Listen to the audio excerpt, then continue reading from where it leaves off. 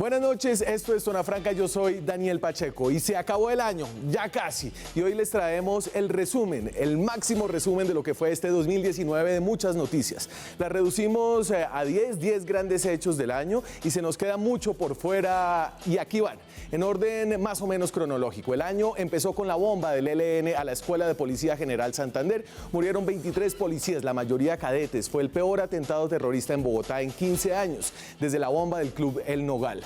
En febrero se calentó la frontera con Venezuela con cierto intento frustrado de ayuda humanitaria. Guaidó cruzó a Colombia con los rastrojos y seguimos contando las horas que Duque dijo le quedaban a Maduro en el poder. Se armó luego la minga en el Cauca, hubo negociación, luego el departamento siguió en rojo por el conflicto, más de 35 líderes sociales asesinados en ese departamento y en el país la cifra de líderes asesinados ronda los 200. En el Congreso la oposición, los liberales y Cambio Radical tumbaron las objeciones a la JEP que presentó el presidente Iván Duque. Hubo empujón de la Corte Constitucional y quedó por ahora muerta la agenda del Centro Democrático de cambios al acuerdo de paz. Se estancó el crecimiento que traían los cultivos de coca, una victoria internacional importante para el gobierno del presidente Duque, que vino con certificación de Estados Unidos y con luz verde condicionada de la Corte Constitucional a la fumigación aérea con glifosato. Renunció el fiscal Néstor Humberto Martínez, dizque porque la JEP no extraditó a Santrich, que terminó otra vez en el monte con Iván Márquez. Sin embargo, el fiscal estaba asediado por la Corte Suprema por sus conflictos de interés en el caso de Odebrecht, caso que este año terminó con un fallo del Tribunal de Arbitramiento que dejó sin plata a los bancos y con el expresidente de Corfi Colombiana del Grupo Aval condenado por casos de corrupción. Por primera vez en Colombia, un expresidente fue indagado, obligado a comparecer ante la Corte Suprema de Justicia. Siguió avanzando el caso en contra de Álvaro Uribe por manipulación de testigos con abogánster a bordo. Colombia votó por alcaldes, gobernadores, etcétera, en las elecciones regionales. Perdió el Centro Democrático, Medellín incluido. Bogotá eligió a su primera alcaldesa, la primera figura LGBT en llegar a un cargo tan alto. Ganaron algunos independientes en grandes ciudades, siguieron los caciques de siempre con casi todo el resto. El Congreso tumbó a Guillermo Botero, el ministro de Defensa. La gota que rebosó la copa fue la noticia de que en un bombardeo del ejército habían muerto 8 menores de edad reclutados por la disidencia. No caía así un ministro desde Néstor Humberto Martínez en el gobierno de Andrés Pastrana. Y cerramos con el paro, el movimiento ciudadano de protesta más grande y sostenido en los últimos 50 años. El peor momento del gobierno de Iván Duque, empezó la conversación nacional, el comité del paro se desbocó en más de 100 exigencias y será el tema con el que arranquemos el 2020 con un panorama incierto. Y se me quedan por fuera el cierre de la vía al llano, el cierre del río Cauca por Hidroituango, la fuga de Aida Merlano, el dólar a 3.500, la fosa que la JEP abrió en Dadeiva con víctimas de falsos positivos, la captura de un fiscal de la JEP recibiendo plata y la victoria de Egan Bernal. Como de costumbre en Colombia, un año copioso, luchado y trajinado. Aquí arranca Zona Franca.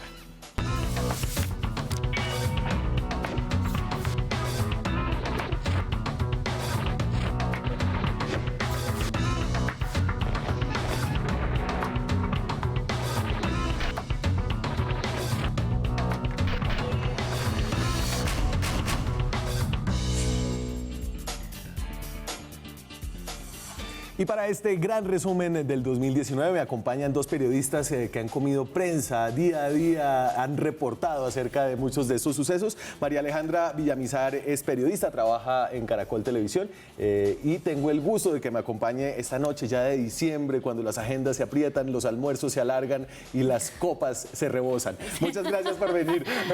Gracias, Daniela, aquí encantada. Carlos Cortés es abogado, pero también es periodista, fue el director de la Fundación de Libertad de Prensa y es el director hoy de la Mesa de Centro de la Silla Vacía. Carlos, un gusto como siempre. Hola Daniel, María Alejandra, muy chévere estar acá ya pidiendo tiempo, ya en minutos extra. Sí, minutos extra, sí, ¿no? Duro. Porque pasó mucho este año, como decía yo al principio, vamos a evacuar estos 10 grandes temas del año y a repasar por encima todos los que se nos quedan en el tintero. Y comenzamos el año el 17 de enero, la fecha la tengo clara porque es mi cumpleaños, con la bomba a la Escuela de Cadetes de Policía General Santander.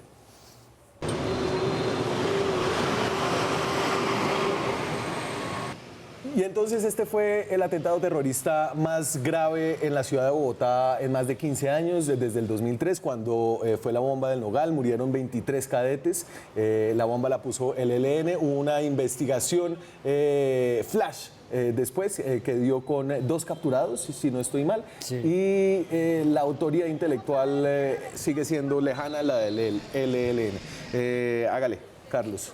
Pues yo destacaría dos cosas de ese hecho. Por un lado, pues marcó una intrascendencia del ELN dentro de la relación con el gobierno, con un cálculo político absurdo. Ellos acudieron a una práctica terrorista que de ninguna manera los va a legitimar, haciendo un cálculo de que se podían fortalecer en la mesa o intentar presionar al gobierno para un diálogo. Creo que quedó muy confirmado que fue un error absurdo y además un acto totalmente bárbaro del ELN.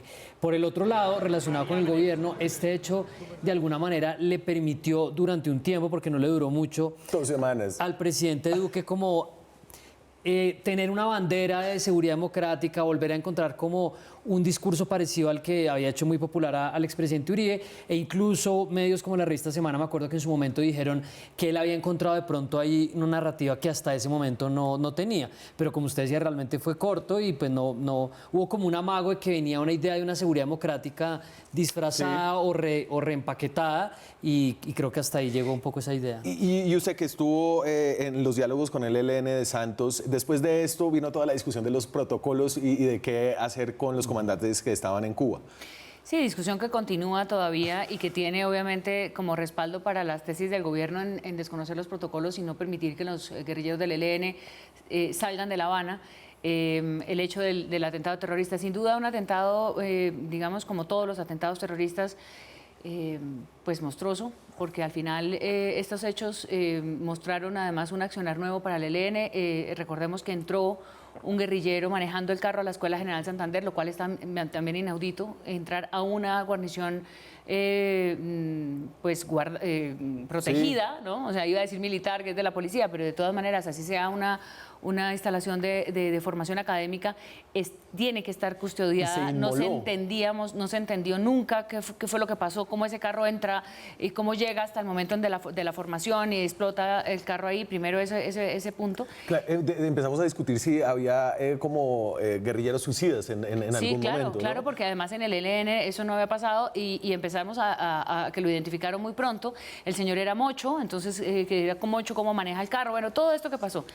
Políticamente se enreda mucho el tema del ELN. Es verdad que después de que se terminaron los diálogos en el gobierno de Santos, el presidente Duque los mantiene, digamos, en stand-by. De hecho, hay muchos rumores para terminar el año con el rumor de que hay contactos con el ELN. Sí. Entonces, pues es parte también de lo que pasa en estos desarrollos. Ha habido mucha declaración, obviamente, el ELN le pone a los gobiernos un punto siempre muy complicado y tiene una característica muy particular, y es que asume las responsabilidades. Acuérdense que el comunicado apareció muy pocos días después diciendo, o unas horas, no me acuerdo si días, diciendo sí, fue el ELN y obviamente la delegación de paz en Cuba tuvo que poner la cara. Pablo Beltrán habló sobre el atentado y también lo lamentó. Y dijo que no sabía. Yo estuve entrevistándolo en marzo en La Habana y toda la entrevista era sobre el ELN, es decir, sobre el atentado y la responsabilidad que tienen, porque después hicieron otros atentados también al oleoducto. Sí. Eso por una parte marcó como eso que dice Carlos también de popularidad entre comillas para el presidente, pero sobre todo marca pues como un parte de guerra del ELN a este gobierno, diciendo con este gobierno ya no tenemos nada. Y entonces enero, febrero, el gobierno con esto de enero tuvo la iniciativa y la siguió teniendo con el tema de Venezuela, la frontera, el concierto, el paso de ayuda humanitaria, toda la discusión sobre si iba a haber o no una acción militar de Estados Unidos. Eso fue en el mes de febrero. Recuerden a los presidentes juntos en la frontera. Fue el paraguayo, fue Sebastián Piñera. Sí. Y fue, ¿quién más? Duque, y Guaidó cruzó la frontera. Ahí está ese gran concierto, el día D, sobre el puente. Ya basta por una Venezuela libre. Había una sensación de inminencia. Y esa paz la vamos a garantizar con la unión cívico-militar. Entonces este 23 iremos a cada uno de esos puestos a exigir que ingrese la ayuda humanitaria. Es histórico este 23 de febrero. Y déjenme pegarle a este tema la cifra de migrantes venezolanos que han entrado a Colombia. Según Migración Colombia son 1.600.000. Otros calculan que ya estarían por los 2 millones, con un ingrediente adicional, y es que se cerraron parcialmente las fronteras al sur de Colombia, la de Ecuador y la de Perú, países que hoy exigen visa humanitaria. Y hay una especie de cerco migratorio sobre Colombia después de que el gobierno lanzó un cerco diplomático sobre Venezuela. Carlos. Pues el cerco diplomático me parece que fue la operación de comunicaciones más ambiciosa del gobierno, pero también un fracaso estruendoso en términos de la continuidad. Nosotros en la Mesa de Centro le hemos hecho un seguimiento de las veces que él lo dijo naturalmente entre febrero y marzo y cómo fue abandonando absolutamente el tema después de que se dio cuenta que no había tenido el impacto pues, que ellos esperaban. Varias cosas sobre eso. Lo primero, la dificultad que tuvo el presidente Duque y la situación en la que él se metió al no poder responderle a la entrevista en La Voz de Américas al periodista de Estados Unidos que le preguntaba si esto implicaba que había una opción de una intervención militar. Él queda entre las voces más radicales de Venezuela, entre esta retórica del presidente Trump, que simplemente amenazar una intervención cuando realmente lo único que está buscando son réditos políticos.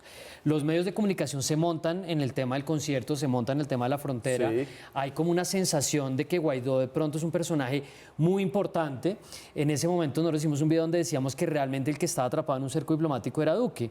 Y al final lo que a mí me parece que sucede ahí es que probablemente debilitan internacionalmente un poco a Maduro, pero no había realmente un plan de seguimiento. Guaidó ahorita está contra las cuerdas internamente, no hubo militares que respondieran, y a mí me queda en la cabeza la frase de Iván Duque diciendo ese día, como una estrella de roca además, porque estaba con gafas oscuras, llegaron todos, que era, él dijo: no nos digamos mentiras, este es un día tan importante como la caída del muro de Berlín.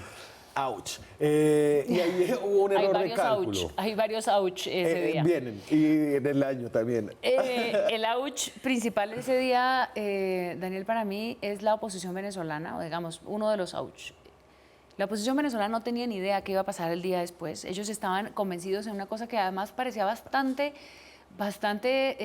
inverosímil, ¿no? Y era que iba a entrar la ayuda humanitaria y que iban a tumbar a Maduro. Es decir, era como difícil de creer que simplemente por este tema de la ayuda humanitaria, entonces iba a generarse una especie como de que se derrumbaba el famoso régimen de Maduro ese día, y creo que todo eso quedó como una gran farsa.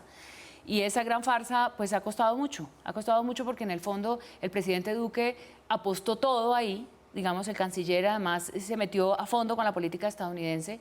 Vinieron todos los congresistas a Cúcuta. Cúcuta se convirtió en una especie de Francisco sede. Santos despachaba Francisco Santos desde se Cúcuta. volvió desde Cúcuta porque cada congresista que llegaba había que traerlo hasta Cúcuta para ver qué era lo que había pasado.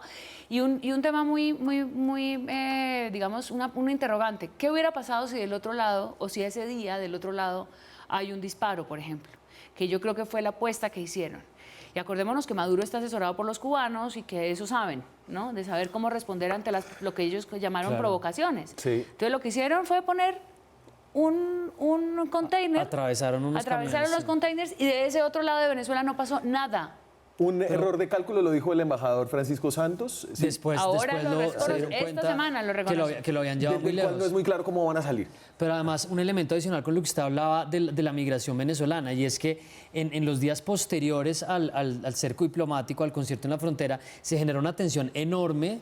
Muchos venezolanos que habían llegado con la oferta que les iban a ayudar, algunos militares de muy bajo rango que se habían entregado, y la situación después de lo que sucedió ahí en la frontera terminó siendo aún más tensa por cuenta de una expectativa que no tenía seguimiento. Logró algo esto, la reconciliación de, ¿cómo se llamaban? De Chino y Nacho. Ese sí fue un éxito diplomático. Acuérdese del señor Bolton con la libreta y las 5.000 tropas para Colombia. Es que todo fue como un chiste. Seguimos. Salió muy mal. Marzo-abril, una de las mingas más largas en la historia reciente. Entiendo que la otra más larga fue la de 1999, más de 3 semanas estuvo cerrada la carretera, en plena Semana Santa, Popayán, la ciudad blanca sitiada.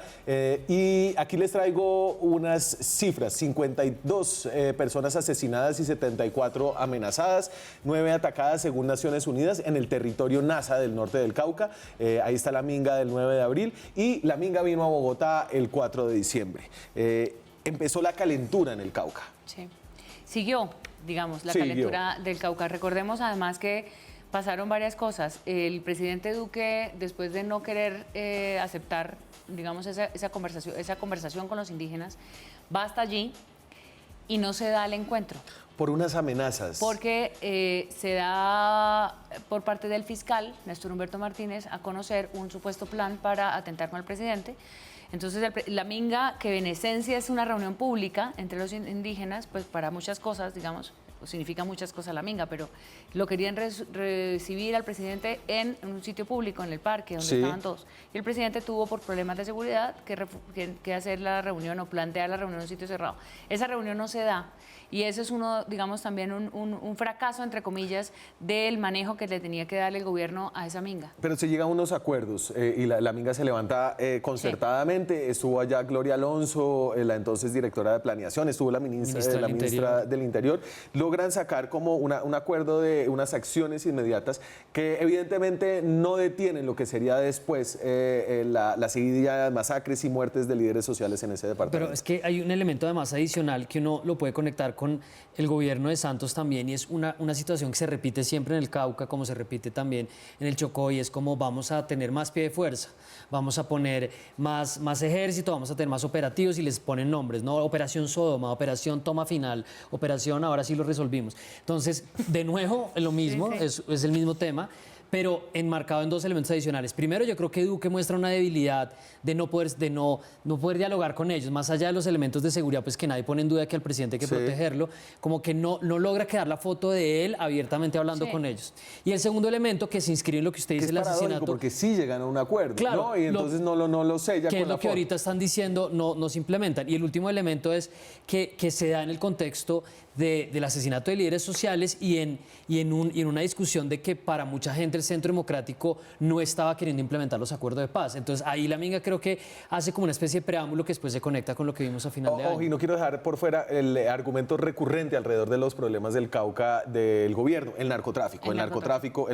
Y sí está metido, por supuesto, pero el tema de la minga no necesariamente apuntaba a abordar la agenda de seguridad desde el tema del narcotráfico, ¿no? Al contrario, hay un el asunto cumplimiento de reconocimiento con lo que ya se había avanzado en la sustitución de los cultivos, pero sobre todo al entendimiento de la realidad indígena, que hace poco Francisco de Rú decía, no hemos entendido qué es lo que pasa en el Cauca, o no hemos querido entender qué es lo que pasa en el Cauca. Es una situación que no es fácil, no es un panorama de blanco y negro lo que pasa allí. Número 4 en este top 10 del 2019, objeciones a la JEP. Esto fue en mayo. El Congreso votó así, Cámara, sí para derrotar las objeciones a la JEP, 110, no 44, y en el Senado 47 por el sí, 34 por el no.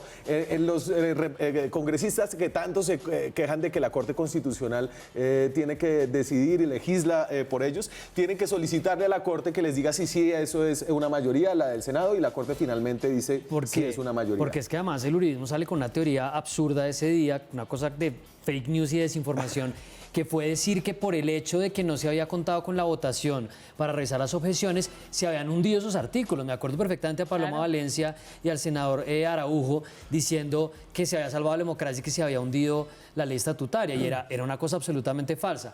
Lo segundo y el elemento más importante para mí de lo que pasa con las objeciones es una pelea que desgasta a Duque enormemente, que la trae desde el año pasado, donde realmente él trata de decir que estaban mejorando algunos elementos de la implementación, pero donde, en mi opinión, estaban atacando la estructura y la médula ósea de lo que era realmente la JEP, que era poder juzgar a los grandes responsables, poder hacer una serie de procedimientos que permitieran hacerlo de una forma más general, y no esto que ellos decían que tenían que mirar las listas, que tenían que juzgar a todo el mundo, entre otras cosas. El momento en el que se acaba la agenda reformista alrededor del acuerdo de paz, al menos hasta ahora. Ahí el presidente del gobierno, el Centro Democrático, entienden esto no se va a poder hacer trizas.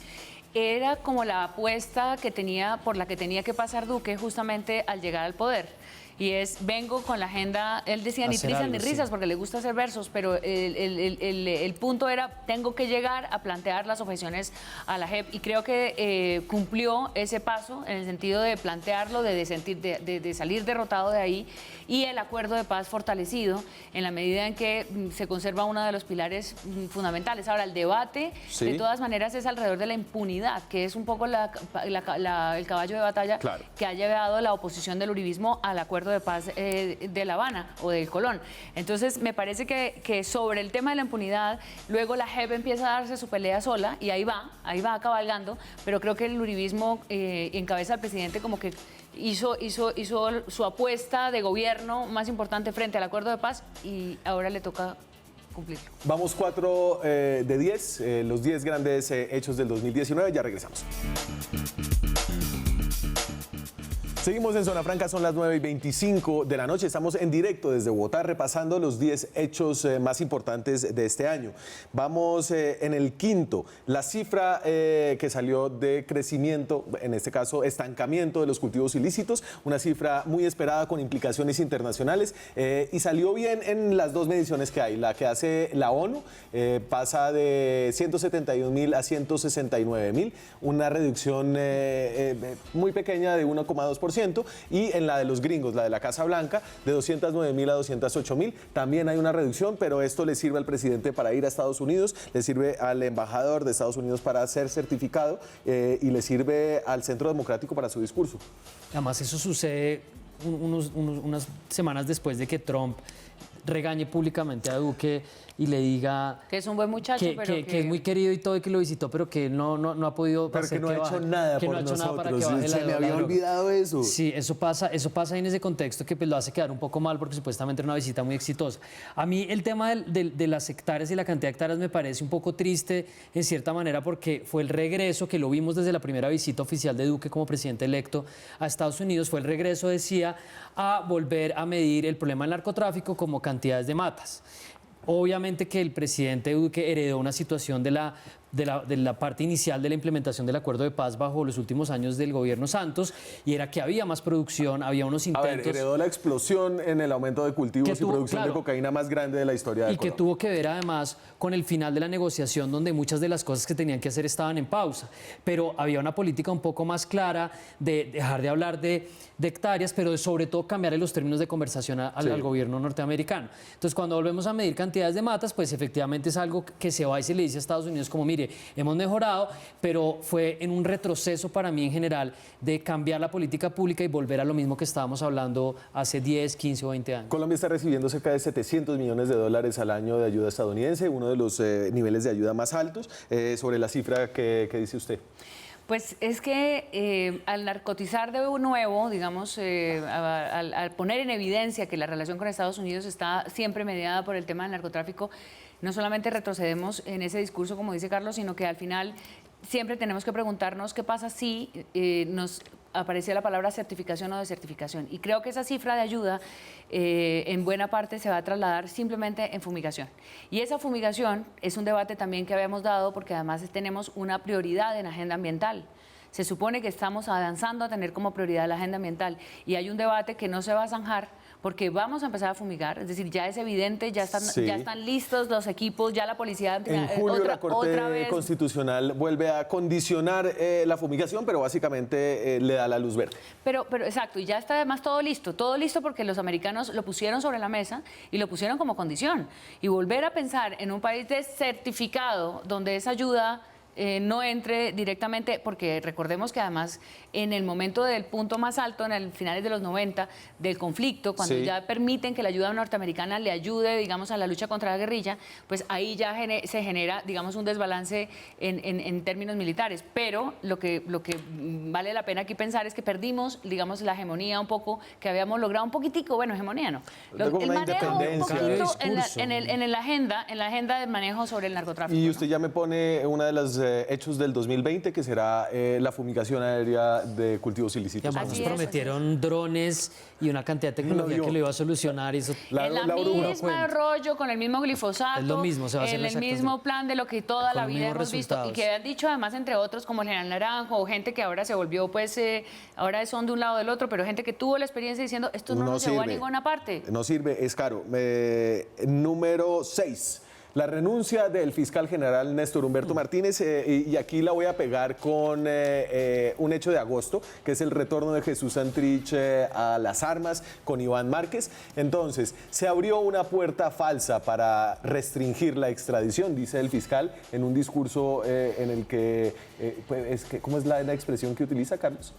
cuando renuncia él dice que él no va a prestarse para... No va a prestarse. No va a prestar su nombre para, como dice, como para validar un atentado a la democracia. Bueno, lo dice de una manera súper rimbombante. Y entonces, no sabíamos en ese entonces, pero intuíamos, y es que la Corte Suprema de Justicia estaba lista para declarar a Néstor Humberto Martínez impedido en todo el macrocaso de corrupción de Odebrecht, el caso de corrupción más importante de la historia reciente, y que eso lo iba a asumir el fiscal ad hoc, el señor Espinosa. Además, tenemos vinculado a Odebrecht y a esto del fiscal, el resultado del Tribunal de Arbitramiento que dice que los bancos no tienen que recibir más plata del Estado, y tenemos la condena de José Elías Melo, el expresidente de Corfi colombiana. Pues Néstor Humberto Martínez es un invitado muy especial en la mesa de centro para nosotros. Fue muy duro verlo irse. A ver, yo tengo una opinión muy crítica sobre él. Me parece que él venía acumulando, primero, unos conflictos de interés que estaban advertidos desde su elección, unas mentiras sobre la manera como él estaba llevando ciertos casos, unas grandes preguntas sobre su rol en cosas que se estaban investigando, la llegada al fiscal ad hoc precisamente alrededor de eso, unas preguntas y unas pruebas que estaba pidiendo él donde entre otras cosas, se empezaría a demostrar que había investigaciones que se estaban llevando de una manera cuestionable. Y alrededor de eso, él encuentra la ruta de escape perfecta, que fue el tema de Santrich y la idea de que él realmente rescataba las instituciones yéndose y dejaba a la JEP en una situación pues muy compleja. No mandó las pruebas. Y ahí es una cosa que nunca se investigó, no lo tratamos de explicar, y es que el rol que tuvo él para sabotear un poco a la JEP y para ponerla contra la pared en el caso Santrich es algo que todavía no se le ha explicado al país. No mandó las pruebas, pero él iba y decía públicamente en medios que él las había mandado. Después resultó que había un video que no tenía la JEP cuando estaba estudiando la solicitud de extradición. Que se de manera filtró que, justo después de que la JEP tomó la decisión. que sale después de que se toma la decisión. Entonces él queda como una persona, pues para muchas personas, como alguien que había preservado la democracia al demostrar que la JEP era un órgano corrupto. Además, la volada de Santrich pues dejó muy mal parada a la JEP. Y Néstor Humberto después saca su libro de memorias y probablemente será candidato a algo más adelante. A ver, entonces Jesús Santrich estaba en la cárcel, después de que la JEP saca su fallo, sale de la cárcel, después la Fiscalía lo captura otra vez porque dicen y se dan cuenta, esto lo podíamos tramitar también por la justicia ordinaria. Después la Corte Acuérdese de la Suprema de salida, Justicia, claro, en la ¿no? silla de ruedas. El día de la salida de silla de ruedas. Después la Corte Suprema de Justicia ordena su nueva salida porque tiene fuero de congresista. Porque está posesionado. Sale y se Alcanza, posesiona. Y después se va a La Guajira y se les pierde. vuela. Y la foto siguiente, la se foto les siguiente vuela. ya no es en silla de ruedas, sino ya es como un Rambo. No, y renovado. aparece iba a decir que son dos protagonistas de este año, a mi juicio, no se sabe cuál es peor realmente, entre Márquez y Santrich, digamos, esa foto como de talibanes, ¿no? Que aparecen después con las armas Un así, relanzamiento absurdo. en una montañita, Un ciego hablando con después una de K-47. una nueva Marquetalia, y están intentando instaurar un discurso guerrillero, cuando ya ese discurso guerrillero ni los mismos exguerrilleros le dan crédito. Por supuesto, la salida de Santrich es una vergüenza, y la ida al monte pues es un descaro de dos, la verdad. Bueno, no los califiquemos para no herir aquí los oídos a esta hora del resumen, pero sin duda. Y lo otro, Néstor Humberto. Las dos caras de la paz. Néstor Humberto lo que quiere es decir que él siempre fue el que advirtió, el que puso a salvo la justicia, el que advirtió a las instituciones, el que advirtió todo lo que podía pasar nefasto. Se casa, digamos, con esa tesis de que lo que se hizo mal negociado es culpa de Santos, y trata de hacer en un libro que muchos han calificado lleno de mentiras. ¿Dónde está Néstor Humberto hoy? Yendo a todas las comidas de fin de año a todos los almuerzos, está en todas partes, conversa con el señor, con unos señores, conversa con otros, a todos les saca chiste, burlándose como siempre, y todavía falta mucho por saber de lo que pasó en su Muchas fiscalía. preguntas. Número 7, pendientes. una de las grandes de este año, compareció en una indagatoria ante la Corte Suprema de Justicia por primera vez un expresidente de la República de Colombia, el señor Álvaro Uribe Vélez, senador del Centro Democrático. Pues a mí me parece que este es un hecho que le pone muchísima atención también al gobierno de Iván Duque. Esto no se puede leer por fuera del contexto de lo que también le implica para el presidente tener al expresidente a puertas de pronto de una orden de aseguramiento, pero sobre todo lo que más impresiona es que de todos los cuestionamientos que se le han hecho al expresidente Uribe, este es, digamos, el menos fuerte, pero el que mejor documentado está, Sí. que es la compra de testigos y pues la manipulación de testigos. Y acá unas preguntas que a mí me da la sensación que el expresidente Uribe ha ido moviendo la vara, ¿no? Entonces, al principio él no tenía ni idea que le estaban hablando, después sale el abogado, que no es el abogado oficial de él, sino su abogado Gángster. que está allá... Su abogado gángster. Sí, su abogado gángster, a que él sí estaba Hámster, haciendo ay, ustedes eso. sí no creen. El abogado hámster. Sí, la mascota realmente, que estaba haciendo eso simplemente por un carácter humanitario, y pues estamos en este momento pendientes de una decisión donde además un sector del uribismo básicamente amenazó un poco que donde se diera una captura del expresidente iba a ser un caos institucional. Entonces es una situación de mucha complejidad, pero que se lleva aplazada ya muchísimo tiempo. Su opinión sobre eso después de comerciales. Seguimos en Zona Franca, son las 9:39 de la noche. Me faltaba su opinión sobre la ida de Uribe a la Corte. El abogado Cadena, ya sabemos que la fiscalía lo va a... Le va a ya- imputar le va a cargos imputar en enero. cargos en enero, y no se descarta que los cargos sean incluida, pues, digamos, lo que me La decíamos medida ahora, de la medida de Venga, seguridad. y esto es importante Pero- porque es otro órgano de investigación judicial distinto a la Corte Suprema de Claro. Justicia que le da credibilidad un poco a la tesis de la No, pues, Corte. si el abogado es condenado por haber hecho pagos a testigos que no sabemos para cambiar en uno u otro sentido, o para cambiar un sentido desde su testimonio, Sí. pues la pregunta es si Cadena, que ahí están en el rifirrafe. Uribe dijo que no tenía ni idea de que Cadena había hecho eso, y Cadena dijo, sí señor, yo todo se lo consultaba a mi cliente. Entonces ahí vamos a entrar un poco en ese escenario. Lo que se espera es que la Corte decida qué va a hacer con Uribe, y creo que la decisión para el 2020 va a ser esa. ¿Y usted qué se anticipa? Pues yo creo que lo tiene muy preocupado, y creo que además hay que quitarle un poco el miedo a la justicia. Ellos, digamos, en el sentido del uribismo y del Centro Democrático, quieren el respaldo de las instituciones, está pidiendo el respaldo al presidente, está pidiendo el fortalecimiento de las instituciones, pero a la hora de que pasan por el paso de la justicia, entonces ahí sí no sirve. Entonces me parece complicado. Yo no me atrevo. Esa yo no- sería yo no me la atrevo. gorda del 2020. No, pues, Esa hágame sería la favor. gorda del 2020. El detalle, simplemente para terminar, los mismos abogados de la defensa incluyen en un documento, acuérdense, o un brazalete o una casa por cárcel, como opciones eventualmente Es- presentados en es los posible, alegatos sí, a la una Corte. medida Entonces, pues, intramural. que sea la justicia y que lo declaren inocente o lo que sea, pero que salgamos de ese caso. Elecciones regionales de octubre, el 27 de octubre se votaron por gobernadores, alcaldes, concejales, juntas de acción común, ¿el local? La JAL, sí.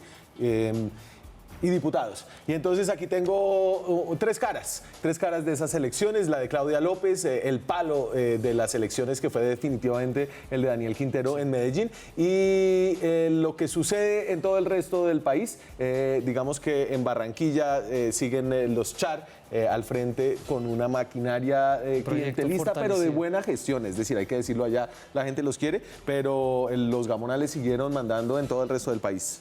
Sí, creo que hay una tentación muy típica de tratar de interpretar las elecciones locales en clave del poder nacional, y eso es como el típico de perdió el Centro Democrático. Sí. Es en efecto claro que ciertas contiendas le enviaron un mensaje de oposición o de crítica al gobierno, como puede ser Bogotá, que ha votado usualmente de una manera crítica al uribismo. El caso de Medellín, una derrota pues increíble para Alfredo Ramos, que lo único que hizo en la campaña fue decir yo soy el hijo de Alfredo Ramos, porque no hizo nada más que eso.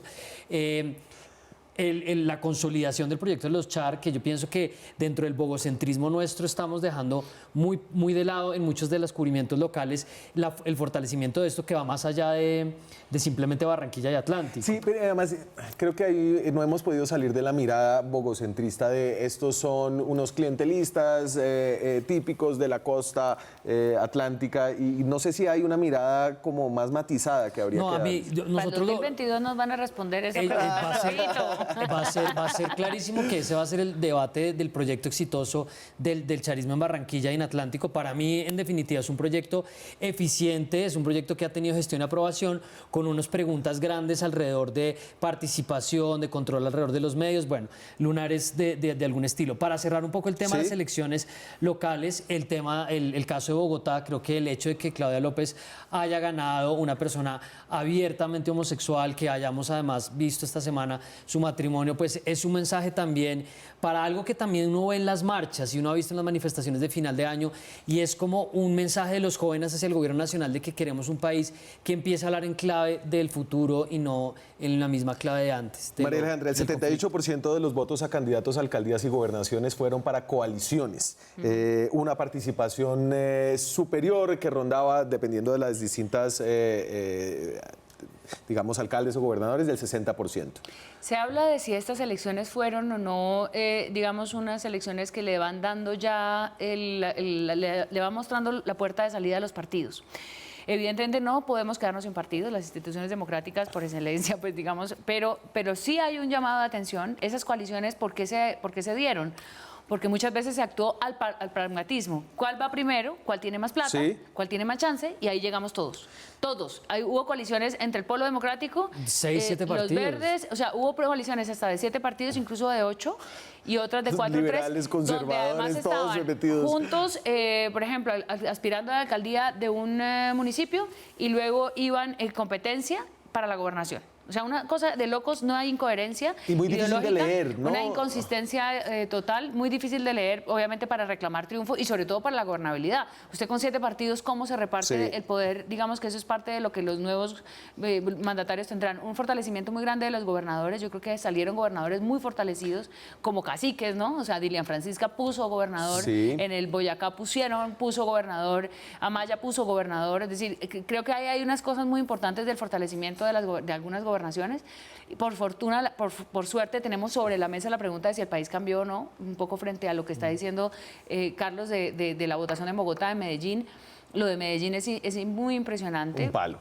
Ahora no se sabe cómo va a gobernar Quintero, pero bueno, digamos que eso es parte de la pregunta y del resultado. Y aquí Villavicencio. lo último, volvió la violencia a las elecciones regionales. No solo fue el caso de Karina García, la candidata del Partido Liberal asesinada en Cauca, fueron creo que fueron un poco menos de 10 candidatos que fueron asesinados.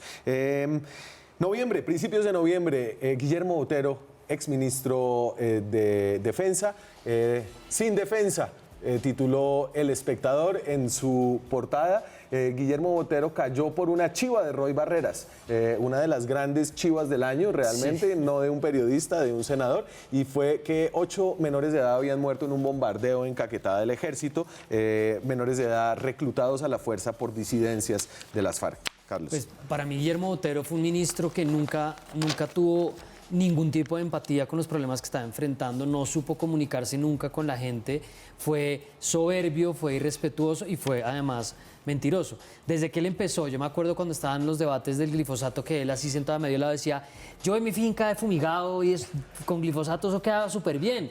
Y todo el mundo, pero estamos hablando de otra cosa muy distinta. ¿Se acuerda que no sabía cuánto costaba fumigar una hectárea de glifosato? Dio la cifra mal y echaron a la persona de presidencia. Que había puesto mal en la presentación. Después él fue uno de los primeros que empezó a hablar de que había que regular la protesta social, empezó con el tema de los infiltrados. Dimar. Y el caso de Dimar Torres, que hasta que lo sacó la revista Semana, José Guarnizo, lo habían tratado de dejar de lado. Él, además, porque es que acá hay un punto importante del uribismo, es que el uribismo dice que el problema es que nosotros desde la crítica decimos es que no puede equivocarse el ejército, es que no puede haber problemas en los enfrentamientos, pero los dos casos, el de Dimar Torres, sale el ministro abiertamente a defender la versión de un soldado sin haber pasado por ningún tipo de verificación y suponiendo uno que tiene que tener más inteligencia interna en el ejército. No, él sale y repite que había habido un enfrentamiento a la orilla de un río y que el arma se accionó. Mentiras. Y después con el tema del bombardeo, el reproche que se le hizo desde la sociedad civil y desde la oposición al ministro no era que no pueda haber problemas en este tipo de operativos, aunque hay unas preguntas grandes, sino es por qué no se le contó al país lo que estaba pasando. Y lo que ya se volvió común para Duque es que él termina defendiendo a sus ministros en vez de que sus ministros lo defiendan a él. No tumbaban a un ministro desde Néstor Humberto Martínez en el gobierno de Andrés Pastrana, y eso habla un poco de un nuevo Congreso. Aquí se sumaron el Partido Liberal, Cambio Radical, algunos de la U, pues fue Roy Barreras, y una nueva panorama político, digamos, una nueva agencia dentro del Congreso. Una moción de censura que normalmente parecía siempre una mentira, pues digamos, algo que era distractor pero que nunca llegaba a buen término. En este caso el Congreso, sorprendido también por la reacción que tuvo el país con el bombardeo. Con el bombardeo, pues digamos, con conocer estos hechos, la indignación que generó haber conocido que había niños, y es muy importante eso porque eso también habla de la madurez que vamos adquiriendo, porque por supuesto que los disidentes y por supuesto que la guerrilla siempre reclutó y siempre y ha sido un delito. Y los bombardeos del ejército con Santos, con Uribe, pues también nos mataban menores de edad. Todos han matado menores, pero esta revelación en ese contexto fue muy interesante, la reacción de país, es decir, qué tipo de país se indigna ya cuando los hechos de guerra, pues obviamente nos han debido indignar durante muchos años atrás, pero bueno. ¿Por qué fue ministro Botero? Es que la pregunta es, realmente nunca entendimos por qué era ministro de Defensa y para qué fue ministro de Defensa Botero.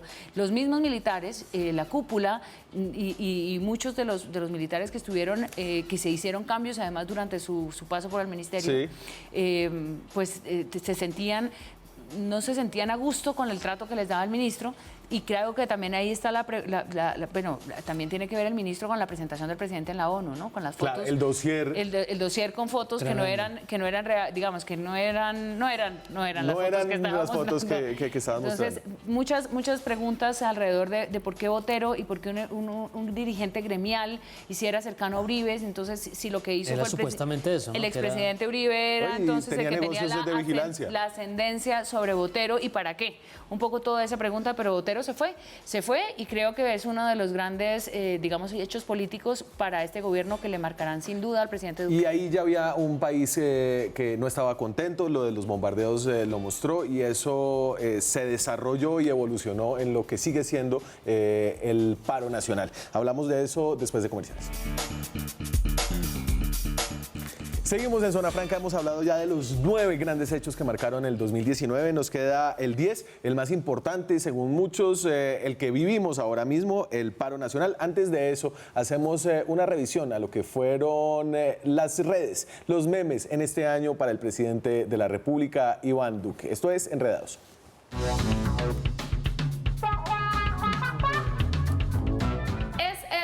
De balances de lo que ocurrió en Colombia este año, y en Enredados obviamente teníamos que hacer un balance con los mejores memes del presidente Iván Duque en este 2019. Empezamos con el famoso: si tú eres maléfica, ¿por qué haces obras benéficas? Yo me levanto por la mañana, me doy un baño y me perfumo. Acá viendo cómo crece mi popularidad. Expectativa versus realidad. Presidentes que acaban con todo en un año. Y terminamos con el más famoso del año. ¿De qué me hablas, Diego? Sin duda, este ha sido el presidente de los memes. Nos vemos mañana con más Enredadas. Duro, ¿no? Ha sido despiadada la cosa con el presidente. ¿Vamos para el paro? Vamos para el paro. Ya que estamos hablando de despiadados con el presidente. Entonces, el paro comenzó el 21 de noviembre, un paro anticipado por miedos de parte del gobierno, un paro muy discutido sobre el efecto contagio que venía de América Latina, un paro que todavía no para. Hoy hubo algunos disturbios en el norte de Bogotá, los pelados se fueron para el norte para llevarle a los ricos la protesta social, me imagino que esa era la idea. Un muerto en este paro, Dylan Cruz, en un enfrentamiento con el ESMAD. Más de 100 peticiones tiene el nuevo pliego. 104. 104 peticiones Sí. del Comité del Paro, que creo que con esto confirma que no representa el paro. Y Sí, se enredó muchísimo la representación de ellos. A ver, ¿cómo resumir este tema tan grande? ¿No? Para mí, pues empezaría por lo que me parece lo más relevante, que es una manifestación de muchos sectores, una manifestación en su mayoría pacífica y una manifestación que, en mi opinión, está sobre todo centrada en una expectativa de que el gobierno apunte hacia adelante, a que el gobierno le deje de vender a la gente la misma dialéctica del conflicto, de la amenaza terrorista, de la impunidad, de las FARC, y le hable al país de otra cosa. Es como la manera en que yo interpreto esto, más allá de todo lo que se divide alrededor de los temas, de los sectores tradicionales, de los sindicatos y de lo que ahora vemos que sí es como una cantidad de cosas que se salieron de control, porque 104 peticiones, yo leí algunas que era como que los actores tengan financiación estatal, había unas cosas ahí que no salirse tenían de sentido. la OCDE, eliminar la brecha salarial entre Exacto, hombres y tiene mujeres. ya es un programa de gobierno. Hacer más Pero- investigación contra el SIDA. Así que haya investigación también contra el SIDA. Tiene unos elementos tremendos ese pliego.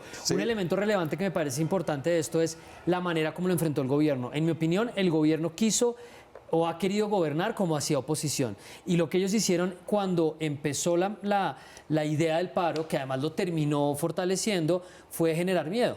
Entonces, Duque se metió en una narrativa muy complicada. Primero, de generar miedo, que esto van a venir los venezolanos, que esto van a venir los chilenos, que esto va a ser un problema de encapuchados. Segundo, a decir cosas que él no va a poder sostener después, como que no hay ninguna reforma laboral, no va a haber nunca una reforma pensional.